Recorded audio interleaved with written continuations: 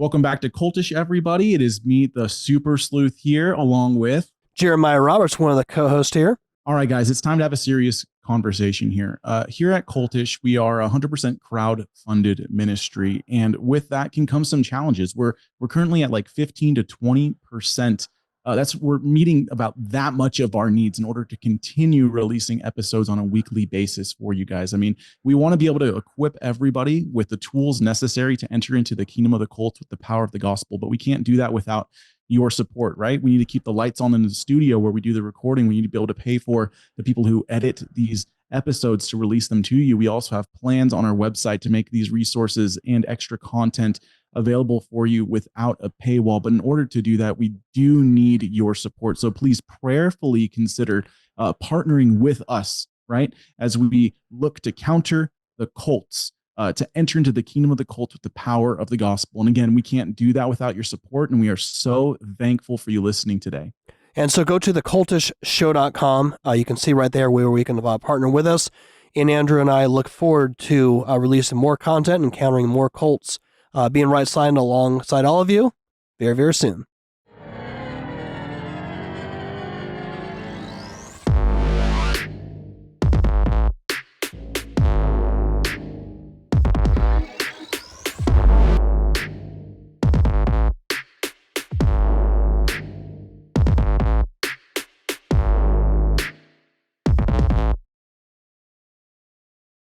Yo, what's up, everybody, to Cultish Embedded. If you are listening to this, it's because you are on our website, our new revamped website. So thank you. Thank you for supporting us. And we are very excited for this new content that we're going to be providing to you. We're going deep today, right? That's the plan. That's the plan. We're going super deep. You've probably seen the series Under the Banner of Heaven. It's based off the book by, who is it? John Krakauer. John Krakauer. It's a Hulu series. It was a limited series. It was about how many episodes? Like I want to say 8, something like that. Yeah, that sounds right. It's about 8 episodes. And it had to do with the Lafferty murders. So they went into some things, but I'm sure there's a lot of questions that you guys may have, especially with the history. Like, what led up to these murders? What led up to this blood atonement? We're going to go deep, guys. We're thinking about like a 12-part series, could even be longer, going all the way back to the early life of Joseph Smith, all the way up to 1984. Is that correct? With the American Fork murders, or is it 82? It's somewhere in there. It's a little fuzzy because, you had the murders and then you had the trial, which is also relevant. And then we'll probably talk a little bit about what happened afterwards, kind of where like the Laffertys are now, and things like that. So awesome. Yeah, I'm very excited for this. So you're probably looking at this gentleman and you're probably like, wow, they're almost identical, except he has curly hair and I don't. You're probably thinking, what happened to these two people to cause this? Yes. That's exactly what they're thinking.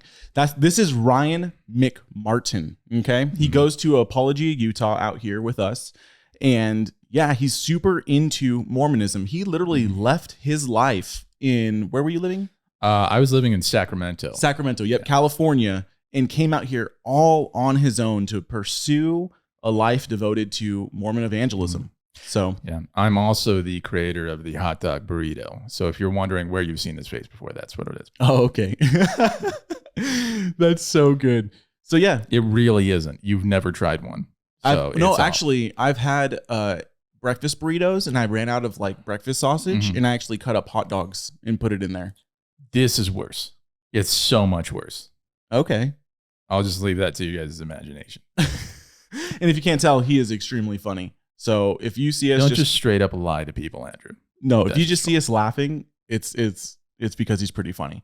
So what we want to do, what our goal is to do, guys, is to educate you. It says 1984 right there. Yeah, right in front of us. Okay, it is 1984. That is when the murders occurred. It was July 24th, 1984. So what we're going to do first is we're going to go into a general overview of the life of Joseph Smith. What led to Joseph Smith finding the golden plates, right? Yeah. There's a whole worldview behind this. There's a whole history essentially behind this. America was even different back then. So we're going to get into it right now, guys. But again, thank you so much. If you're watching this content, you do support us. We could not do this without you. You literally keep the lights on. So praise God. We are thankful for you. Let's get into it, Ryan. So bring us into it. Bring us into the early history of America in terms of what was going on first with Joseph Smith.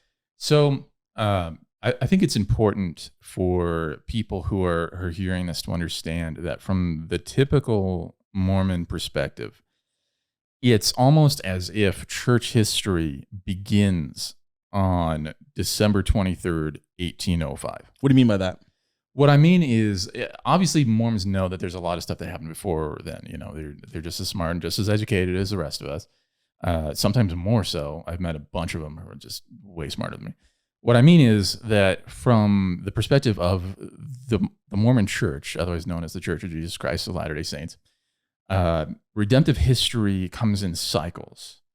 So what happens is God would reveal true doctrine about himself and about humanity and about the gospel. And for a time, people would generally accept it, but then eventually there's a falling away. And that knowledge is removed in some way for a time. And then people will, they'll have to live with life without God for a bit. And as we both know, sooner or later, hopefully you come to your senses. It's not a good life to live. And they have a need for God again. And then the cycle continues. He reveals himself and the true nature of humanity and the gospel and all that.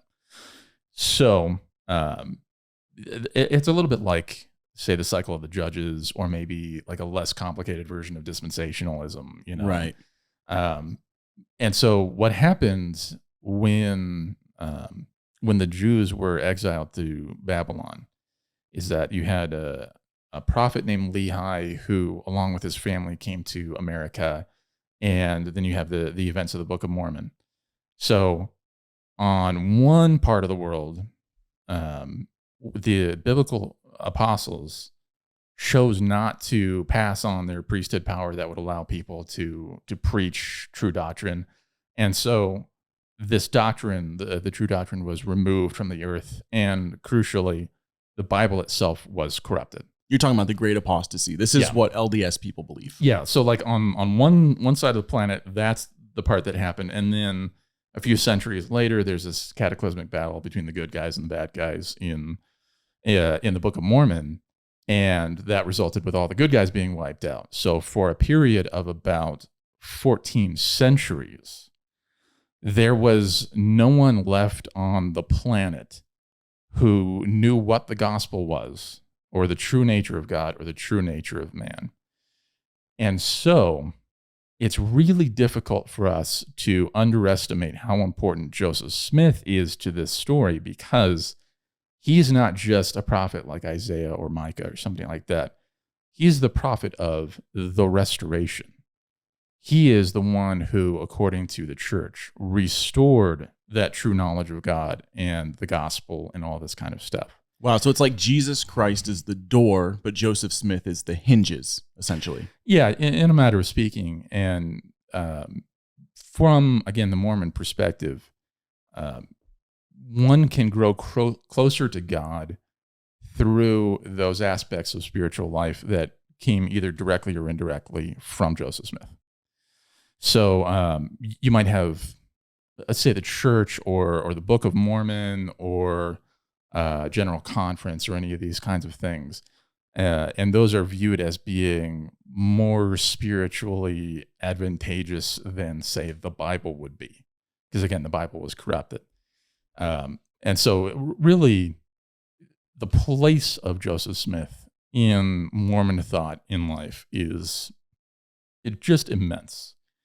That's why they have such a regard for him. But like, nobody knows anything about Howard W. Hunter. You know, nobody really cares what he did. Let's be honest. So that's why they, in some sense, almost deify him. They would stop short of actually saying that Joseph Smith is a god. But really, it's hard to find somebody in Mormonism who's willing to go so far as to say, yes, Joseph Smith Jr. was a sinner who was as desperately in need of the grace of God as anyone else in this world. Or even as somebody who would be willing to say Joseph Smith did this specific sin. Like, they'll say he wasn't perfect. They'll admit that. But he's so incredibly important. And so, yes, they do know that there's a lot of church history that happened between, 400 AD and 1805. But really, it's mostly a matter of different heretics arguing over which heresy was less heretical. Right. So there's some curiosity there, but it's like you have this huge gap. Jesus came, and then who knows what happened for almost 2,000 years, and then Joseph Smith appeared. So if you take like a church history class through their institutes or whatever, it's probably going to start with Joseph Smith's life. But Joseph Smith didn't just appear out of nowhere, and I don't think that the things that he did were super unique to him. I think he appeared in a time and an environment where something like Mormonism could thrive. Absolutely. So when we think about the Lafferty murders that happened July 24th, 1984, there was a woman and her daughter that were murdered, almost beheaded, the baby. Actually, I think the baby was actually beheaded. So the baby was about a year old. Yeah. These things didn't happen inside a vacuum. They come from a theology. Right. A theology, I'd say, that the LDS has demystified, in a sense, in the modern LDS organization. But these are things that existed and were believed even back coming from Joseph Smith. But let me ask you a question real quick. So when we go back to Joseph Smith and the claims of the Book of Mormon, just to give a good foundation of everything we're talking about here, why did Jesus come to the Americas, to them? Like, why is America actually in there? And does it have anything to do with the fact that Joseph Smith lived in America? I think you might have hit it on the head there. The weird thing about the Book of Mormon is that in and of itself, it doesn't really include a lot of controversial stuff. Like, you think about the ways in which Mormonism as a theology deviates from Orthodox Christianity. A lot of that stuff's just not in the Book of Mormon. Off the top of my head, I can think of maybe 3 things that the Book of Mormon says theologically that I would disagree with. Obviously, I don't think that the actual story happened, but there's a dualism in there that they say, you can't have righteousness without having sinfulness and things like that. I would disagree with that. There's a statement where it says, we are saved by grace after all that we can do, which I believe originally meant you are saved by the grace of God, but also by your works. Yeah.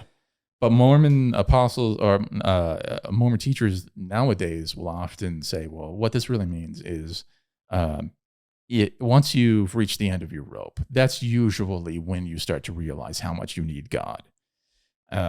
If you didn't have all the other stuff in Mormonism, I could buy that. The other thing that the Book of Mormon says I would disagree with is it does teach that the Bible was corrupted. And that's in First Nephi. I forget which chapter it is, but it's pretty clear. It talks about the book of the Jews being corrupted as it was passed on to the Christians. Missing many plain and precious parts. Yeah. And obviously that is problematic at best. And it was something that I think a lot of people could understandably have believed back in 1830, but nowadays we just have way too much information about that to really take that seriously.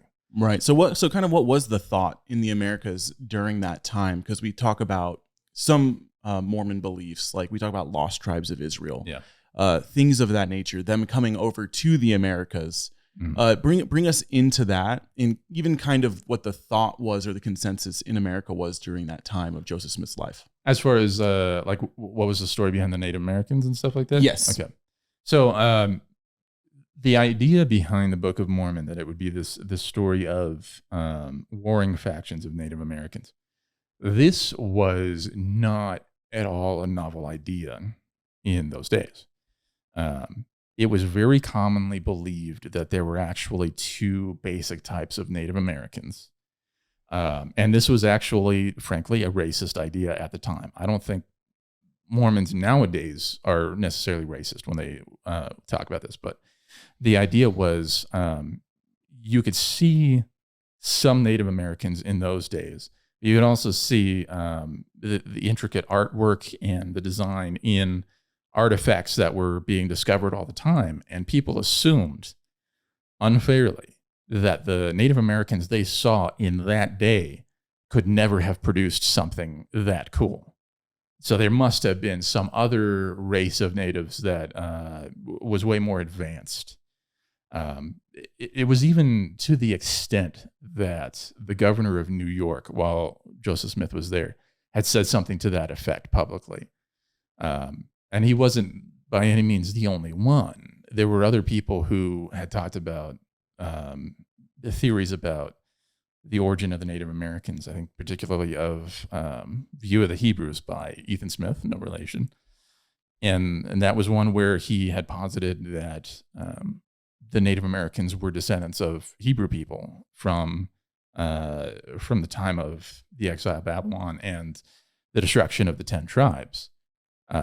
That was a fairly common view in the early 1820s. Now, the funny thing is, when you get to the late 1820s, that attitude starts to change, and people start positing that, yes, the Native Americans came from the Hebrew people, but more specifically, it was at the time of the Tower of Babel.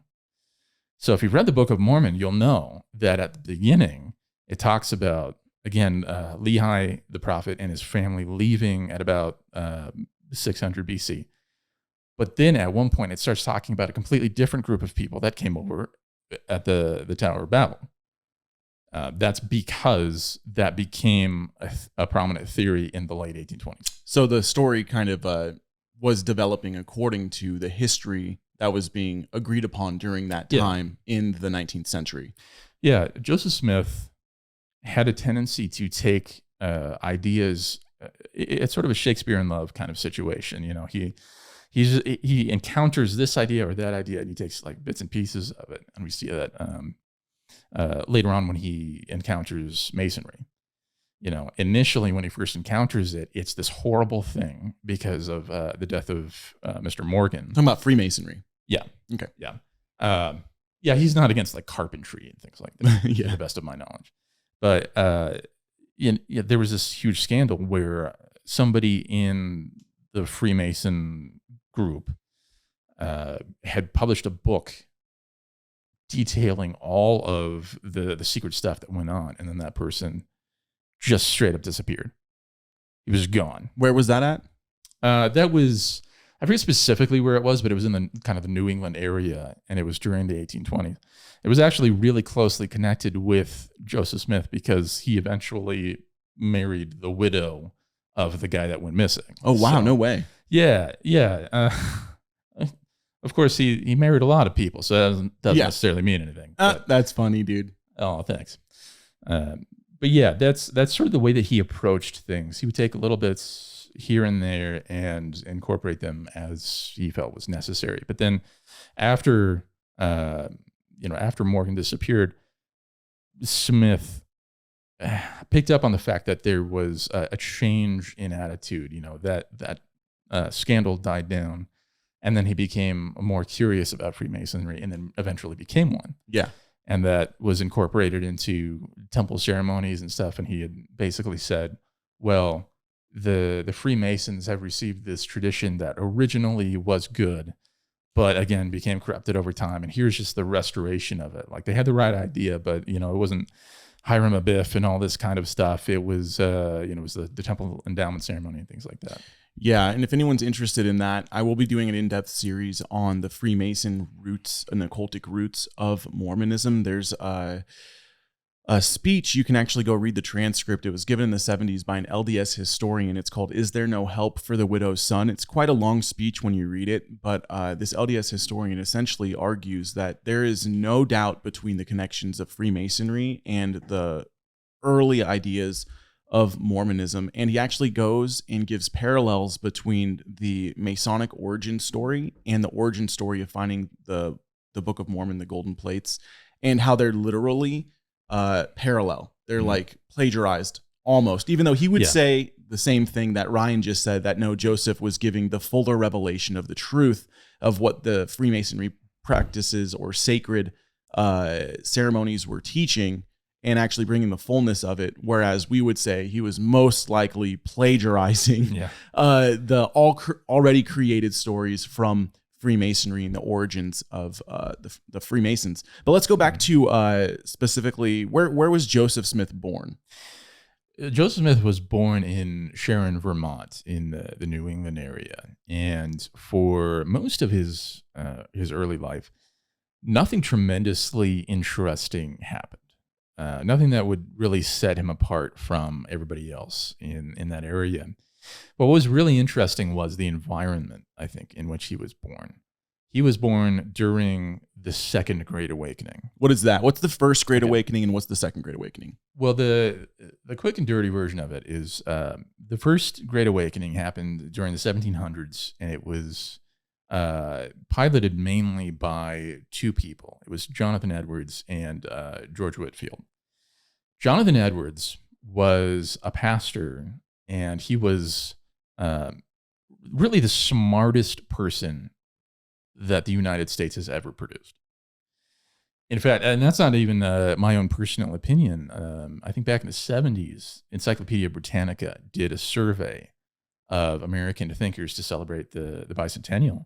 And their conclusion was that Jonathan Edwards was the smartest American. So that's not even my opinion. It's just it was their thing. I've heard that before. Yeah. Yeah, I think R.C. Sproul talked about that a bit. Yeah, and so he was this extremely intelligent man, but he was also extremely devoted to the Lord, and he just went so far beyond what most of us could do, as far as like how Christ-oriented his daily schedule was. And he was this tremendous philosopher and everything, but he was also, like I said, a pastor, and he was concerned about the spiritual condition of the people in his congregation. And so he started to notice that a lot of people in his congregation were really just complacent about their spiritual lives.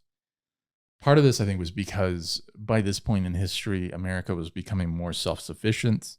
You know, we hadn't had the revolution yet, but there were all sorts of industries that were growing. You know, we didn't have to wait for resources from England. Well, there were companies that were just based out of like New York and things like that. And so people, honestly, prosperity is the worst thing that can happen to a Christian. Let's be honest. Just like the Israelites. Yeah, exactly. Like every time they started chasing after the false gods, it was because things were going so well financially. And there's a prayer at the end of Proverbs attributed to a man named Augur, where he says, "Lord, give me neither poverty nor riches." He says, "Lest I steal and profane your name, or lest I say, well, who is God?" You know, like what Pharaoh said. Mm-hmm. And I think that's illustrated in the spiritual condition of people in like mid 18th century America. Like Jonathan Edwards was bothered by the fact that people didn't seem to recognize just what it was that they had been saved from. And so he made it a point. This wasn't the major point of his ministry by any stretch of the imagination. He talked way more about love than he ever did about hell. But he became this big fiery, like fire and brimstone kind of preacher. But that was all in what he was saying, not in his oratory skills. You know, he wasn't a great public speaker. He was a great writer. Yeah, I always read that he just read his sermons. Like he would literally have them already written down. And he would just read them. Yeah, and normally that would bug the living daylights out of me. Typically, because it seems less, I don't know, genuine. But I don't know. Maybe that's just me. But he would write these incredible sermons that you can still go and read today, and it was a lot about focusing in on the spiritual condition of people without Christ and therefore what people who are in Christ have been saved from. And this really provoked a lot of people towards devotion. They started to realize, man, I've totally missed this. I don't know how. Why haven't I been thinking about this? And there was this great awakening. At the same time, you had George Whitefield, who was a preacher. He was a guy who was almost supernaturally gifted at public speaking. In fact, it got to the point where Benjamin Franklin actually wrote about experiencing George Whitefield's preaching. Now, Benjamin Franklin was not a Christian, but he was talking about how even in those days before microphones and things like that, how George Whitefield could talk to tens of thousands of people and everyone could hear him. Wow. Yeah, it was just incredible. But his attitude was very similar to Jonathan Edwards, except he was talking about the spiritual condition of the people in the crowds who are apart from Christ and their desperate need for salvation. It's like a street preacher almost. Yeah, like a really, really crazy, deep-voiced James Earl Jones version of Ray Comfort. And he was in England. Yeah. Oh, yeah. And so you had this great awakening that was happening in both America and England for the most part. The key is it was mostly biblically based and intellectual. It wasn't about like signs and wonders and people having these ecstatic visions and experiences and things like that. It was like sound doctrine being communicated by faithful men of God. But there was a problem, and this was kind of created by how people responded to that first Great Awakening. For one thing, people heard about George Whitefield and they were like, man, I can speak in public too. I have a talent for that. And I like the accolades that George Whitefield is getting. I like that attention. Maybe I don't know all that much about the Bible, but that doesn't really matter all that much. I can speak publicly, and so I can get this attention and sometimes money. There were also problems with divisions within the church. This reinvigoration of people towards doctrine resulted in a lot of people getting too hung up on secondary issues to an extent that's far greater than what we experience today. And we do experience that today, so it's saying a lot. And so you end up with this kind of awkward period where people are splitting over things that they really don't need to. And other people are coming up being poorly educated and unfamiliar with sound doctrine, who are nonetheless taking it upon themselves to pontificate about the gospel and doctrine and things like that. Also, there was another problem that came from outside of the church, and this it comes largely from the Enlightenment era. Right. One of the things that happened in the Enlightenment period that was kind of unique historically is that people started to come out against Christianity in general and the Bible specifically. And there was one guy in particular, Thomas Paine, who was very, very big on the American Revolution. He was a huge influence on that. But he was also a very, very vocal critic of the Bible, to an extent that people wouldn't even go this far today for the most part. I mean, I don't know, maybe Richard Dawkins, but I don't know what he's been up to. So one thing that he would do is he would introduce a lot of the same criticisms that we hear commonly today. Here's an example of one that came in the form of a letter that he wrote to a friend of his. He said this: "By what authority do you call the Bible the Word of God?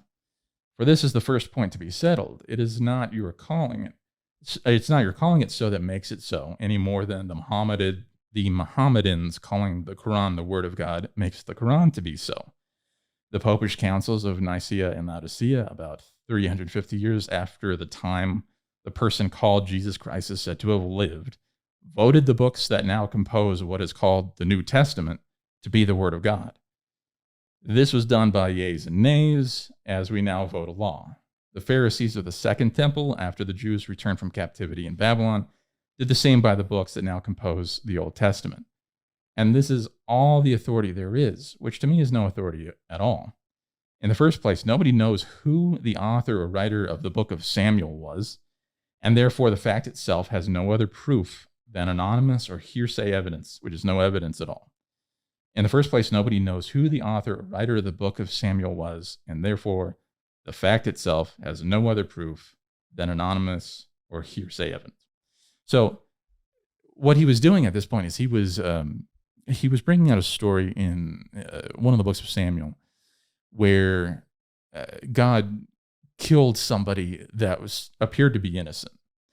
And first he took issue with how this was morality-wise. But then he took issue with the construction of the book of Samuel to begin with. Now, think about this for a second. Your average reader of the Bible could put together the right reason for why God ordered the death of so-and-so. That's not all that difficult to do. But how would you go about establishing in the late 18th century that the canon of Scripture was not actually decided at the Council of Nicaea? How is a plowboy in the middle of New York going to know that that was the case, or whether that was the case or not? And so you had this problem where people had cast doubt on the reliability of Scripture, and in ways that were very difficult for people at that time to really deal with. So you're saying we have the First Great Awakening, which awakened a spiritual revival in a sense of conviction and devotion to the Lord, but at the same time we have the coming off of the Enlightenment period and the Renaissance, and it's creating another subgroup of people that are massively critiquing the Bible. Like we have the French Rebellion, for example, coming off after the American Revolution. And so what's going on now between the First and Second Great Awakening is that there's a challenging to now biblical convictions that were first established in the Great Awakening. And that's why there was a Second Great Awakening in a sense. Yeah, it's you have these results of the First Great Awakening and the Enlightenment that created the initial conditions for the Second Great Awakening to grow. In the Second Great Awakening, you had a lot of people who were concerned over the criticisms that had been raised against the Bible, and were looking for something to really ground their theology and their spiritual life. And you also had people who were these charismatic preachers who didn't know the first thing about sound doctrine, who were going from town to town. They were itinerant preachers, and they were just saying all kinds of bizarre kind of stuff. Here's a quote from Bruce Shelley, who wrote a book on church history, which I think it's right there, in case you wanted to know. He wrote, "Traveling from month to month through dark forests, the men naturally acquire a pensive and romantic turn of thought and expression. Hence, the preaching is of a highly popular cast, and its first aim is to excite the feelings. The country opens a boundless theater for strong, earnest, and unlettered eloquence, and the preacher seldom has extended influence or usefulness who does not possess some touch of this power." That is just really flowery way of, my goodness. flowery. It's a flower. I can't even say it now because of you. It's a real flowery way. It's a fragrant way. It's a very pleasant way of saying you had a lot of preachers going around saying a bunch of weird stuff, and most of them didn't have anywhere near the kind of influence that like Jonathan Edwards or George Whitefield had. You know, there were hundreds of these people going around, and they would do revivals and things like that, and then nothing would come of it for the most part. There were exceptions, and I think Mormonism is one of those exceptions. There were a handful of groups like the Campbellites and things that did sprout, and we'll kind of talk about why that happened. But yeah, this was a bizarre and chaotic, spiritually chaotic environment for somebody to grow up in. In fact, Palmyra was in this kind of weird crossroads, and it was like this King's Highway, essentially, of traveling preachers.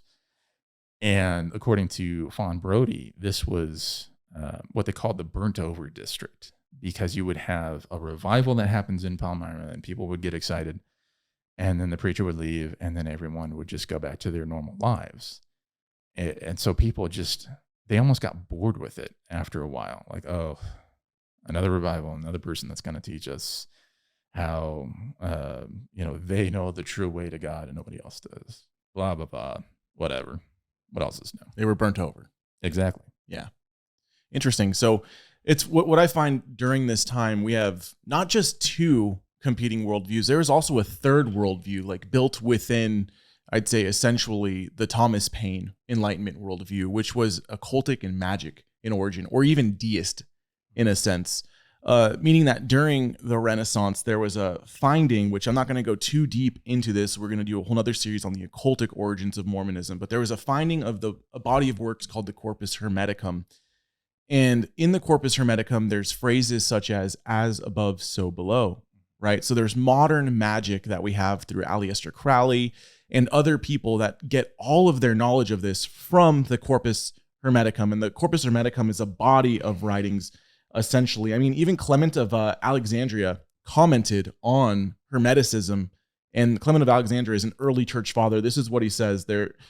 This is from the Stromata, Book 6. It says, "There are then 42 books of Hermes, indispensably necessary, of which the 6 and 30 containing the whole philosophy of the Egyptians are learned by the forementioned personages, and the other 6, which are medical, by the Pastorophorai, or image bearers, treating of the structure of the body and of diseases and of instruments and medicines and about the eyes, and the last about women. Such are the customs of Egyptians, to speak briefly." So this body of writings was refound and then retranslated during the Renaissance. And this is where we actually get many of our spiritualistic practices from, like Wicca. Mm-hmm. Many forms of occultic Freemasonry are developed from the Corpus Hermeticum, and even alchemy. Alchemy and the philosophical thought behind it comes from, and I'd say also theological thought comes from, the Corpus Hermeticum. So even during the time of the Renaissance, we had Sir Isaac Newton, who was a famous alchemist. And so what we get with America is we get these things were happening in Europe. So we're getting it, like, I'd say 20, 30 years behind them. Right. So what's coming over also into the burnt over district in Palmyra is a magic worldview that people really had back then in the 19th and 18th century as well. Like there's the use of divining rods. There's the use of different occultic practices, kind of like the original Farmer's Almanac as well, looking at stars and horoscopes. Again, a lot of these things came from the Corpus Hermeticum, but this magical belief system, I would say, is atheistic in a sense, right? Mm-hmm. So the people that were proponents mainly of these belief systems were people that were highly into the Renaissance and the Enlightenment. So these are the same people who deny Christianity, right? And they want to believe in something that is different. But the spiritualism in America, even at that time, during the Second Great Awakening, was also very spiritualistic in a sense. Like magic was a big deal. Oh, yeah. And in those days, magic, particularly astrology, was not considered to be all that distinct from astronomy or regular science. Like they didn't really understand. It's not like they didn't understand the difference between superstition and science. It wasn't clearly defined. And so if you even look at early Christian writings after the Bible, a lot of them would talk about sound theology and stuff, and then they would say things like, "Well, it's Leo time now." I don't know, but Leo time. Let's party. I don't know a lot about astrology, but like they didn't make too much of a distinction between those things historically. That's a relatively recent development. But you had, like you were saying, like you had a lot of deism at that time, which is the belief that God essentially is non-personal and he created the universe and then sort of just let it run and has no interaction with the universe whatsoever. And this was largely because, people wanted to reject God, honestly, but they couldn't explain the origin of the universe without referencing him. So it was sort of a God of the gaps situation. And that's why you had people like Thomas Jefferson, who wrote this blasphemous Bible where The Jefferson Bible. Yeah, he took I think it was the Gospel of Matthew, I want to say. I forget which one it was, but it was one of the Gospels, and he just removed any sort of supernatural stuff from it, because you want part of God, but you don't want the parts that you don't like. Right. You don't want the parts that make him the king over your life. Yeah. So you had that kind of stuff going on, but because people were moved to doubt the authenticity of Scripture and its reliability, they were also looking for something else, something tangible that could be authoritative, something that could guide their lives. And so magic in its various forms could supply that, because even though it's going to fail 9 times out of 10, that one other time you're going to be like, right, it worked. And it's really important to understand in that deistic worldview, like Ryan said, we have this one God who put these mechanisms in place that guide themselves like a clock. So the person in magic, if they were to have the deistic worldview, which a lot of them did, they believed that through specific instruments like divination, that can manipulate or act as a mechanism to get what they want from this type of universe that was just set in motion. So, for example, there were things like divining rods, where if they're looking for gold or for water, this would be a mechanism or an instrument, sorcery, divination, that they believed would manipulate this mechanistic universe in order to give them or show them exactly what they want. And some basic presuppositions that are formulated through this magic worldview is that all things are on a progression to godhood, right? Mm. So it just takes certain rites, rituals, or objects in order to achieve that godhood. Even rocks are of the same origin material as gold. So in alchemy, all you need to do is the right steps or process in order to transmute that ore into gold. And humans are to them, humans are on the same process, right? It's very interesting. Yeah, I remember hearing, I took a class once on death and dying. Okay. At like a community college. Yeah. And, the professor that I had talked a bit about how we tend to gravitate towards our religious views because they give us a sense of meaning, purpose. Well, they give us the illusion of control. Mm. They give us this sense that we can get around the inevitability of things like death and dying by doing this thing and that thing. And I think it's worth noting at this point that Orthodox Christianity does not do that for us. That's true. I've never seen anything in the Bible that gives me control.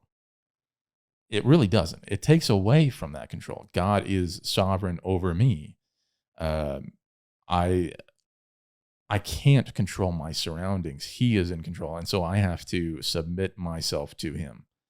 Whereas basically everything else is exactly that, is a way to try and control some essential element of my life. Mm. In say works-based systems like Mormonism, I can control my spiritual destiny by obeying the laws and ordinances of the gospel. And going through rites and rituals. And going through various rites and rituals, exactly. So there is still that kind of magic component there, even though it doesn't necessarily permeate into what it was then. Yeah, it wasn't as it's not as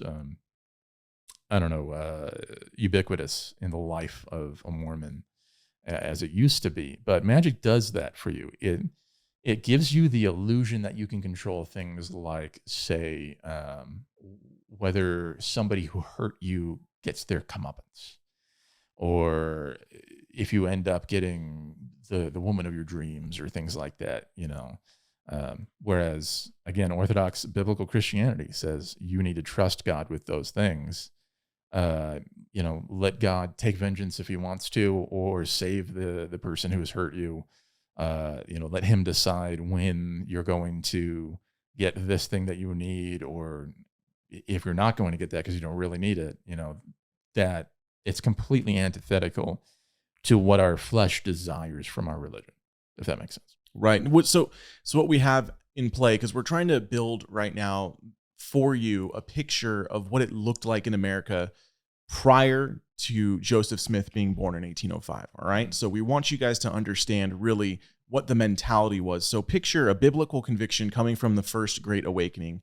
And then from there, we also have the battles of atheistic thought going into the world. And we have not necessarily peasants, but farmers and things like that in the United States of America that aren't probably being very prosperous, but then challenged on their own biblical convictions and trying to search for meaning elsewhere, searching through spiritualism or magic in order to try to get, like you said, a comeuppance in the world. So it's a very interesting era this time. Yeah, it's spiritually chaotic. Right.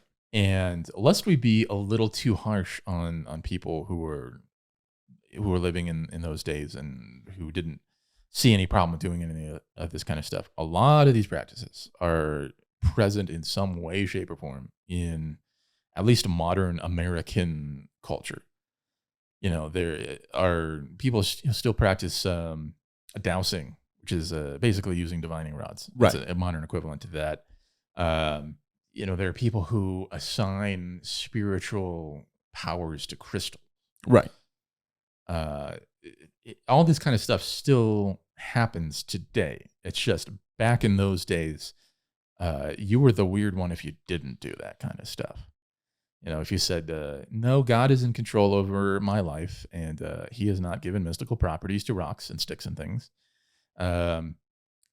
you were the odd one out. Nowadays, it's kind of flipped, but it's still, these things didn't happen because these people were stupid or primitive. These things happened because man by nature is desperate to reject God. Right. That we are by our nature allergic to God's sovereignty. And we try to do everything we can to get around that while also trying to get those aspects of God's character and his personality that we can tolerate or that we really like. You know, I don't think I've ever met anyone who's like, well, I don't like the idea that God is all powerful, but they will reject God as a whole because they know that if God really does exist, if God did create the universe, he's the king over that universe. And that king can tell you what you're supposed to do and get you in trouble if you don't do it. Right. And that's really the part of God's character that makes everybody turn away. So, you know, these people, they weren't stupid. A lot of them, frankly, are smarter than me because they didn't have constant distractions. My goodness. You know, the video games and the TV and things like that and podcasts. Ugh. You know, they didn't have to deal with all that kind of stuff. Right.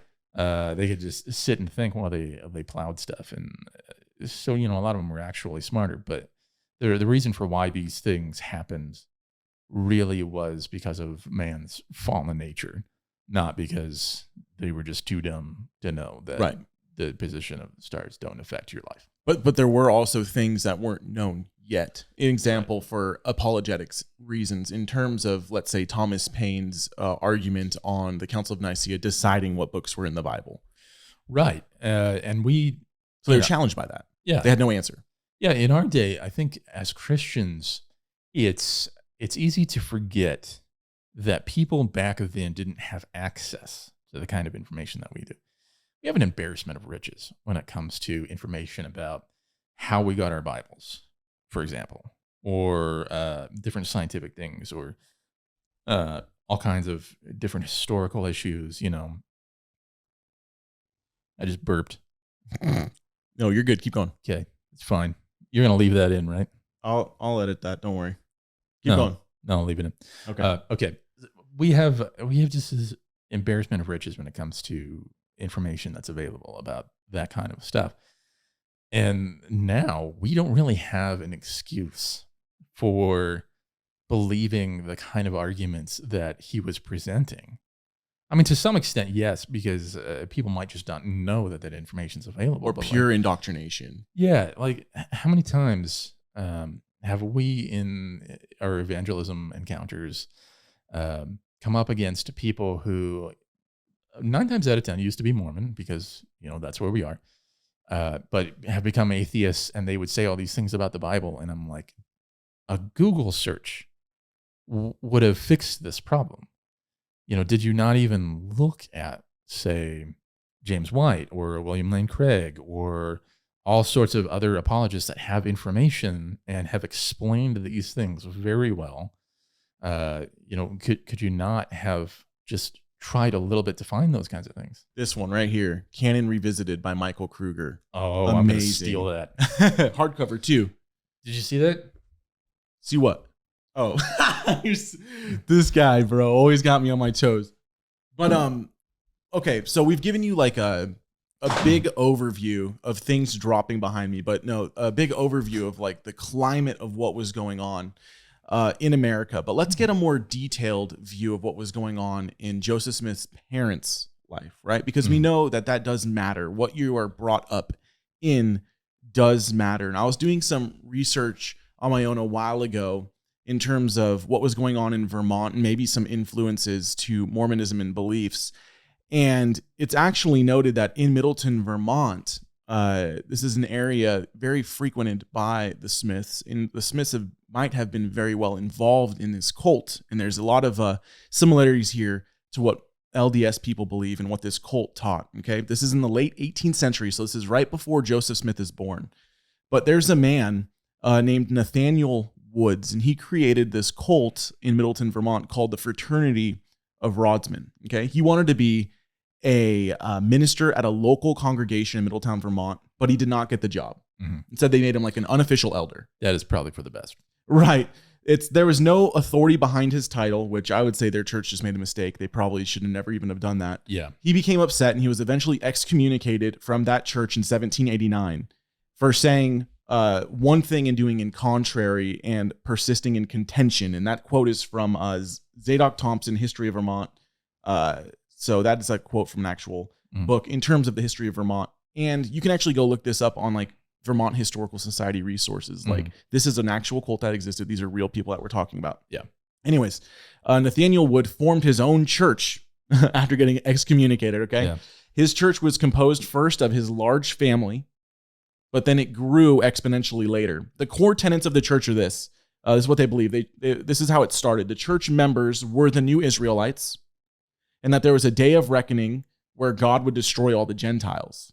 So Nathaniel Wood was then renamed himself to Priest Wood and was a leader of that vindictive cult. So he was kind of angry about what happened. Yeah. And also just, this is something that's going to come up a lot, not just in this show, but also in cultish in general.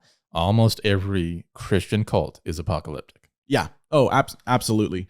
So, and I only say that almost because there's some Christian cults that I don't really know much about. So, right. Yeah. So there's a book called The Angel and the Sorcerer. I'm going to give you a quote from here. It's by Peter Lavenda. And this is talking about the Fraternity of Rodsmen. It's on page 19 and 20. It says, the fraternity began receiving instructions to build a temple. Since they were informed that they were descendants of the lost tribes of Israel, just hang on to that. The idea that the new world was the ultimate destination of the wandering tribes and had tremendous currency in those days, and groups like the New Israelites were formed along the lines of that beliefs. So other groups as well insisted that the Native Americans were themselves remnants of the lost tribes, while the 17th century luminaries, as Cotton Mather, who is an actual Christian, claimed that the red men were in fact devils, but he was not a good one. Yeah. Incarnate, since there was no mention of the Native Americans in the Bible. So Cotton Mather was a Christian, but at the same time, he was also a very racist man. But then his son actually had a big hand in reversing the racism that was occurring in terms of like even the Salem witch trials that were occurring. So there's a history behind him as well. But remember, Christians aren't perfect. But listen to this. So 11 years later, Nathaniel Wood is living. He is Priest Wood now. But then there's a man who comes to Middleton, Vermont. And this was a fugitive. His name was Winchell. Okay. And he was living on the outskirts of Middleton, Vermont, and Rutland County. But he was escaping counterfeit charges from Orange County, a nearby county. Source material on this incident is contained in Barnes Frinsby, History of Middletown, Vermont. It's by Rutland. It's was written in 1867. It's on pages 46 through 64. But anyways, he escapes counterfeit charges. He comes there. But Winchell himself, he was like a secretive man. He was like a hermit who lived on the outlying farms of the county. He then began making his money business, which was dowsing. He was a dowser. Okay.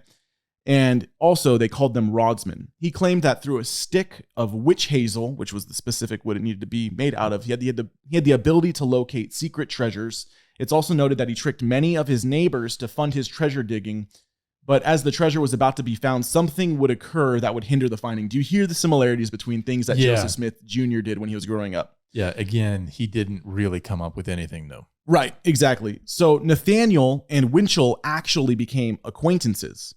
And then the theology of Nathaniel would change. All of a sudden, in quotes, it says, the divining rod became St. John's rod, and the whole business of the money digging took on an air of revelation and evangelism. Mm-hmm. The Middletown preacher shortly became conscious of divine inspiration revealed through the rod and commenced to issue political pronouncements which were taken as gospel truth by his followers.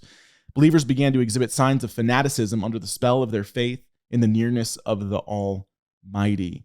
So this was part of the social ferment of Vermont in 1791 to 1850. That's by a historian, David Ludliam. But anyways, the fraternity of rodsmen, they became known to do this, all right? Determine how long someone would live by the rod, locate plants, cure diseases, find treasure.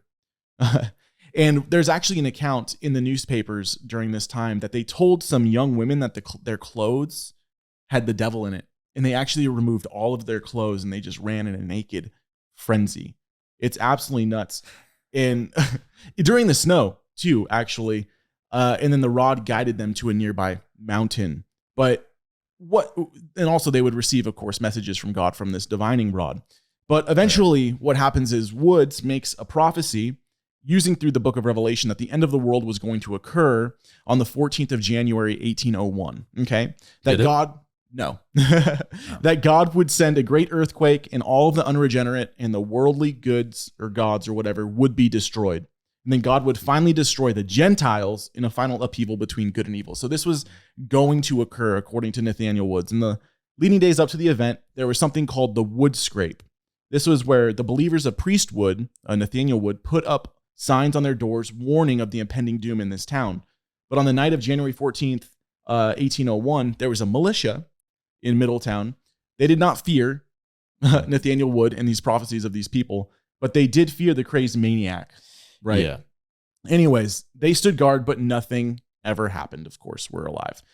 January came and went, and his movement lost its fervor in Middletown, Vermont. And it's noted that Oliver Cowdery actually was a member of the fraternity of rodsmen. They left Middletown, Vermont. That name's going to be super important. Yeah, they left Middletown, Vermont, and guess where they went? Is it Sharon, Vermont? No, they went to Palmyra. Sharon is another word for Palmyra. I don't know if you knew that. I did not know that. No, because that's not true at all. Okay. No, they ended up going to Palmyra with the rest of these new Israelites. So there's connections between Joseph Smith Sr. and the fraternity of rodsmen. The LDS organization now says it's nothing but speculation, but it is noted that Oliver Cowdery was in the fraternity of rodsmen. It's in the New England Historical Society. They state this. Mm-hmm. It's been suggested that Joseph Smith's father was a member of Wood's flock and that his religious teachings, including the digging up of gold, was lifted straight from Wood's New Israel playbook. Skeptics about the connection suggest that it's just simply a means to cast doubt on Smith, as Wood's followers were not the most upstanding people. Nevertheless, though, there are Christian reverends during that time. There's one named Reverend Clark, believed that the incident of the failed prophecy, was at the root of the Mormon church. This is what he says. He says, by what I learned of them, I have no doubt that their movement gave origin to the Mormons. That's what he wrote. And he was the founder of the Methodist Wesleyan University and the first president of its board of trustees. But he was also no fan of the Church of Latter-day Saints, right? He declared it the vilest scheme of villainy and corruption that has ever cursed the country. This might be a good time to bring up the question of how we as Christians should interact with our Mormon friends and neighbors, because as our audience will undoubtedly begin to notice, early anti-Mormon polemics or early apologetics to Mormons tended to be very bombastic. It was very fiery, and in many cases, just a little too much.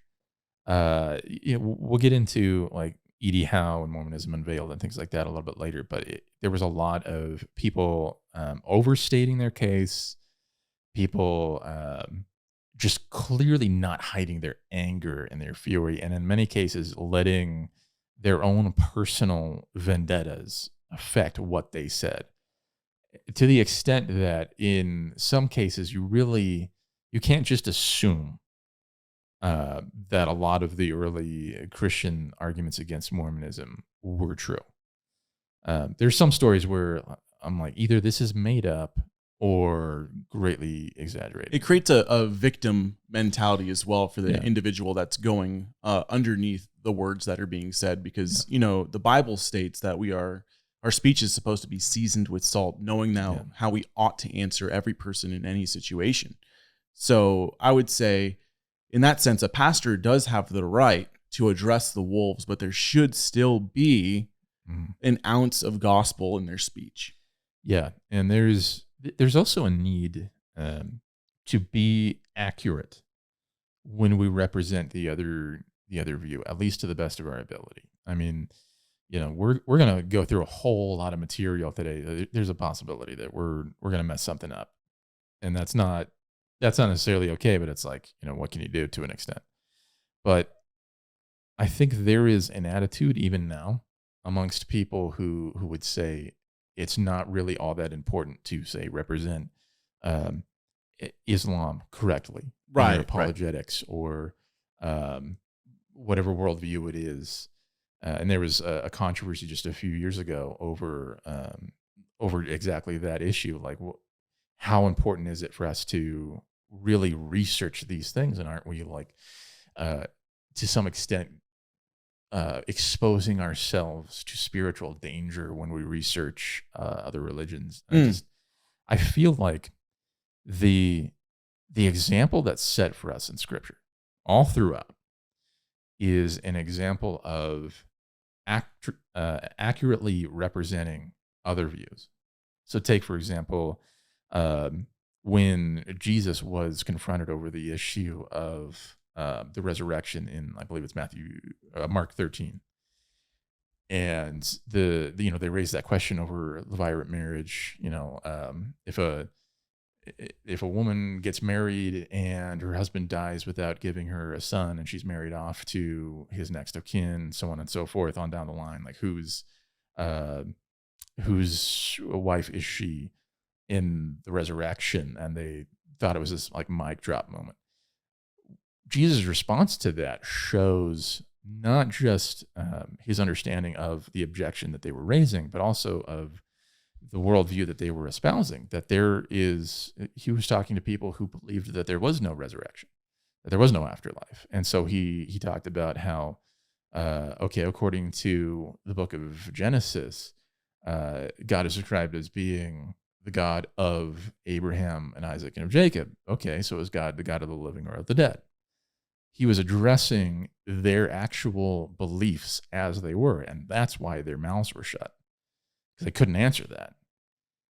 You also see this with Gnosticism and the writings of Paul and of John, and how they addressed the fact that Jesus was a real physical being. I mean, that's the first chapter of 1 John is basically about that, him whom we have seen and we have felt and we have heard, and all this kind of stuff. So I think the biblical precedent for us is to try and do this soberly and accurately. But beyond that, there's also just mere pragmatism. I don't know how many times I've seen this happen, not just with Mormonism or worldviews, but sometimes with things like, say, homosexuality. If you misrepresent what other people believe, and then somebody who hears you and who trusts you finds out that you've misrepresented that worldview, they stop trusting you. And the things that you might have said that were true get thrown out the window, and suddenly the other side starts looking like the more truthful ones. So if we go on out here and start talking about how, I don't know, modern Mormons are always practicing polygamy and stuff like that, and then somebody goes out and finds out that they don't do that, then we look like fools, and also that casts doubt on the things that we say that are actually true about, like, the nature of the gospel and nature of the Godhead and things like that. And so it's just incredibly destructive. I think it's like using the name of your Lord in vain. right. It's it's just backwards thinking that negatively impacts everything that you do and makes it so that it's so much harder to minister in the way that the Bible tells us to do. Absolutely, dude. I love that. Great little bringing it back to the gospel there, back to what we're doing. So absolutely. So let's bring us now into Palmyra. Okay. So Right. we've given you guys some ideas of the way the world was then, at least in America, holistically. And then we gave you a little bit of interesting story into Rutland County, Vermont, which I believe Sharon, Vermont is in the same county as Rutland County, Vermont as well, which Middletown would have been in, how the Fraternity of Rodsmen moved over to Palmyra. There are actual accounts of Oliver Cowdery being involved with that Fraternity of Rodsmen. Okay, just hold on to that. Also, there's going to be a lot of geography. Yeah. I don't know what county is which. I'll be honest. Yeah. Anyways, but now we're going into Palmyra. So bring us into Palmyra in the early life of Joseph Smith. I mean, we want to be extremely detailed in this. So that's part of it, because in order to understand what happens in this book, we got to understand the origin story of Joseph Smith. But we're going to get into it, guys. We're going to get into later the Mountain Meadows Massacre, the Utah War, things of that nature. But this is, again, a deep, deep dive into everything. So we hope you're enjoying it so far. So let's continue on and go into Palmyra. Okay, so up until about 1820, like I said before, nothing particularly interesting happens to Joseph Smith. I mean, there was a time when he had to have like a surgery on his leg, but other than that, everything was fairly typical for a young man during that time period living in that area. But then once we get to the 1820s, things start getting a lot more interesting. Now, this is what the church officially teaches about his first vision, which is said to have happened in 1820. First, they say that there was a revival in the Palmyra area, and that it's described in their official sources as being a religious excitement, but it's a revival. And this is according to the actual official account that Joseph Smith wrote himself, which may or may not have been altered. Maybe. So he says this: sometime in the second year after our removal to Manchester, there was in the place where we lived an unusual excitement on the subject of religion. It commenced with the Methodists, but soon became general among all the sects in that region of the country. Indeed, the whole district of the country seemed affected by it, and great multitudes united themselves to the different religious parties, which created no small stir and division amongst the people, some crying, "Lo here," and others, "Lo there." Some were contending to the Methodist faith, some for the Presbyterian, and some for the Baptist. Okay. It also, like I said, is supposed to have taken place in 1820. He says, "I was at this time in my 15th year. My father's family was proselyted to the Presbyterian faith, and 4 of them joined that church, namely my mother, Lucy, my brothers, Hiram and Samuel Harrison, and my sister, Sophronia." Hold on. So this is supposed to be the account of the first vision according to Joseph Smith. Joseph Smith himself. Or may not have been altered. Understand that. Yes. So this is what he's referring to. This is the beginning before he goes into what the first vision was. He's given Joseph Smith himself is giving his historical account before the first vision. He's describing like what the context was at the time. Yes. Okay. He also describes himself as being unusually spiritual. And he says, "During this time of great excitement, my mind was called up to serious reflection and great uneasiness. But though my feelings were deep and often poignant, still I kept myself aloof from all these parties, though I attended their several meetings as often as occasion would permit. In process of time, my mind became somewhat partial to the Methodist sect, and I felt some desire to be united with them. But so great were the confusion and among the different denominations that it was impossible for a person as young as I was and so unacquainted with men and things to come to any certain conclusion who was right and who was wrong." So here we go. We've got all these different denominations, but who is right and who is wrong? And that, to be fair, would have been a perfectly reasonable question to ask at that time. We get this all the time as well. In fact, just last week when we were evangelizing, we ran into this group of high school aged guys. Oh, that was awesome. Yeah, and it was a really great conversation. It was providential, really. Absolutely. And when I was talking to one of the kids, I hesitate to call them kids when they're like 17. My goodness. I mean, they were. In ancient days, these were men. Yeah, exactly. They would have been adults, like married and on their second career or whatever. Yeah. But like the one that I was talking to was asking me, like, okay, so you guys you say you're Reformed Baptist. Like, how is that different from other sects and denominations? And I had to kind of explain some of the important differences without getting into like the dunk or sprinkle thing. Is unity in the essentials, charity in the non-essentials, right? And then bashing each other over the head in stupid stuff, right?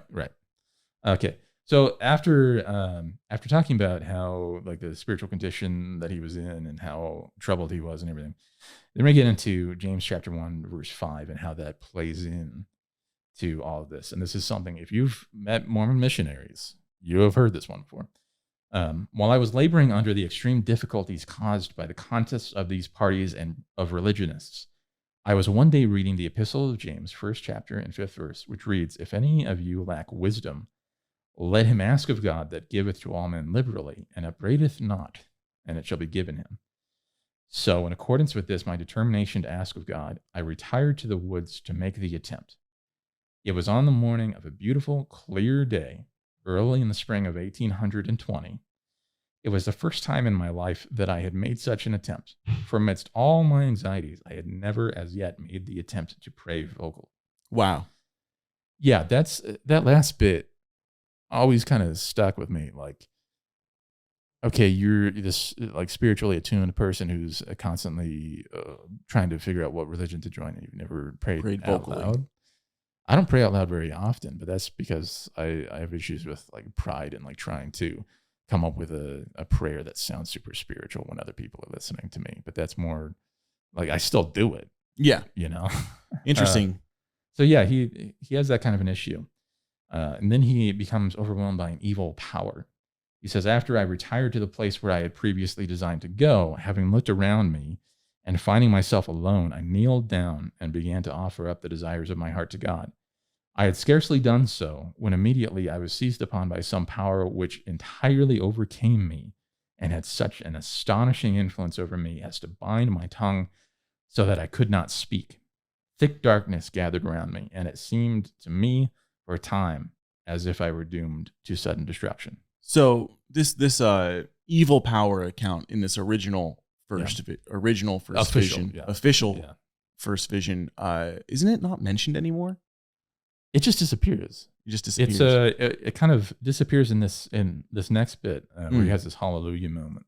He says, "But exerting all my powers to call upon God to deliver me out of the power of this enemy which had seized upon me, and at the very moment when I was ready to sink into despair and abandon myself to destruction, not to an imaginary ruin, but to the power of some actual being from the unseen world, who had such marvelous power as I had never before felt in any being. Just at this moment of great alarm, I saw a pillar of light exactly over my head, above the brightness of the sun, which descended gradually until it fell upon me." All right, so things are starting to get a little bit interesting now. Mm-hmm. And then he sees two personages, Heavenly Father and Jesus Christ. He says, "It no sooner appeared than I found myself delivered from the enemy which held me bound. When the light rested upon me." When the light rested upon me, I saw two personages whose brightness and glory defy all description, standing above me in the air. One of them spake unto me, calling me by name, and said, pointing to the other, "This is my beloved Son, hear him." So finally, Smith gets the opportunity to ask his question. He says, "My object in going to inquire of the Lord was to know which of all the sects was right, that I might know which to join. No sooner, therefore, did I get possession of myself so as to be able to speak, than I asked the personages who stood above me in the light, which of all the sects was right. For at this time it had never entered into my heart that all were wrong, and which I should join. And the answer is this. I answered, I was answered that I must join none of them, for they were all wrong, and the personage who addressed me said that all their creeds were an abomination in his sight, that those professors were all corrupt, that they draw near to me with their lips, but their hearts are far from me.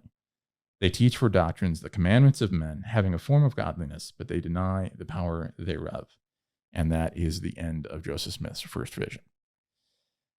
Modern Mormonism teaches that this is like the cataclysmic moment, that this is where everything changes. And if their view of redemptive history was true, then this would be that. This is the time when God shows up and changes the entire course of history. Like you said, if you were to be LDS, this is when church history really begins. Oh yeah, and especially if you were LDS just a couple of years ago, because they have a semi-annual general conference wherein they get the prophet and the various other leading thinkers in Mormonism to give talks and address the whole church. Well, a couple of years ago, since it was the 200th anniversary of when this supposedly happened, that was sort of the theme. And I haven't checked, but I would guess that the theme is going to change next year to the visions pertaining to the arrival of the Book of Mormon. But right, yeah, I know that general conference was personally canceled for the 200th anniversary because of COVID. We were so excited to come out here because we thought it was going to be a really big general conference, but then it was canceled in person. Yeah, and I think that was one of those ones where they didn't allow anybody to show up in person, but they still did it. Yeah. I've actually had the opportunity to go to one session. Really? Yeah. You were the guy standing out there asking for tickets? If you live in Salt Lake City, you know the joke. If you've ever been to a general conference, there's just people that stand in these specific boxes and they're like, tickets. They're looking for tickets. Yeah, and they'll we've had instances where we've tried to hand out tracts to people and they would kind of reach for it and then they would realize that it wasn't a ticket and then just get all mad and like, oh, it's your ticket to paradise, homie. You know what we should do? We should design tracts that look like the tickets. Ooh. This is your ticket. A righteous deception to a session in heaven.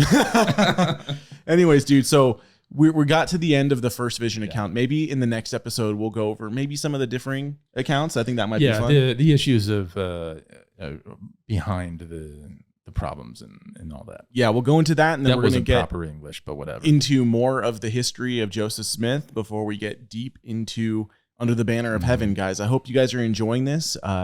This is exciting for me. This is the culmination of years of work with Cultish, and now we're able to give you guys something that's deep and rich with history. So praise God for that, and don't miss the next episode. Come on back. Goodbye. Hey, what's up, everyone? Hope you enjoyed this episode. This podcast is a 100% crowd-funded ministry. So please, if you want to allow this content to continue, go to thecultishshow.com.